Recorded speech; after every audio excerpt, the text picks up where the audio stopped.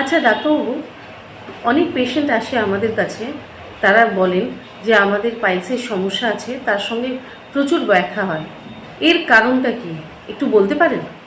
দেখুন, পাইলস এমন একটি অবস্থা যেটা ব্যথাহীন হয়ে থাকে। সেখানে যদি পাইলস থেকে ব্লিডিংও হয় তাহলে সেটা পেইনলেস ব্লিডিং হয়।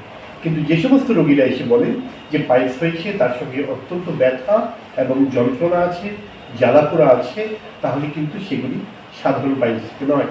যদি সত্যি এরকম থেকে থাকে তাহলে সেটি হতে পারে থ্রম্বোজড এক্সটার্নাল হেমারয়েড, অর্থাৎ পাইলস আছে কিন্তু সেটা বাইরের দিকে এবং সেই পাইলসের ভিতরে রক্ত জমাট বেঁধে আছে, যার আত্মিক চিকিৎসা অত্যন্ত ইমার্জেন্সি ট্রিটমেন্ট করা উচিত। আরেকটি কন্ডিশন যেটা হলো সেগুলি পাইলস নয়, সেটি হচ্ছে অ্যানাল ফিশন, অর্থাৎ মলদ্বারের বাইরে একটি ছোট আলসার বা ঘা হয়েছে এবং সেগুলি অনেক দিন যাবৎ সঠিক চিকিৎসা করা হয়নি, যার ফলে সেখানে নার্ভ এন্ডিংগুলি ওপেনিং হয়ে গিয়ে পেশেন্টের অত্যন্ত ব্যথা এবং যন্ত্রণা হচ্ছে। তাহলে মূলত এই দুটো কন্ডিশনে মলদ্বারে ব্যথা হয়।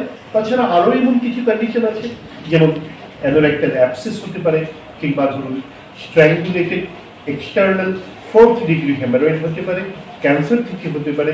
আরও কিছু এমন কন্ডিশন আছে যেখানে পেইনফুল কন্ডিশন তৈরি হয়। তবে মূলত দুটি কারণে, থ্রম্বোজড এক্সটার্নাল হেমারয়েড এবং অ্যানাল ফিশারের কারণে ব্যথা হয়। সাধারণ পাইলসে কিন্তু ব্যথা হয়। বাহ, খুব সুন্দর বুঝিয়েছেন ডাক্তারবাবু, ধন্যবাদ।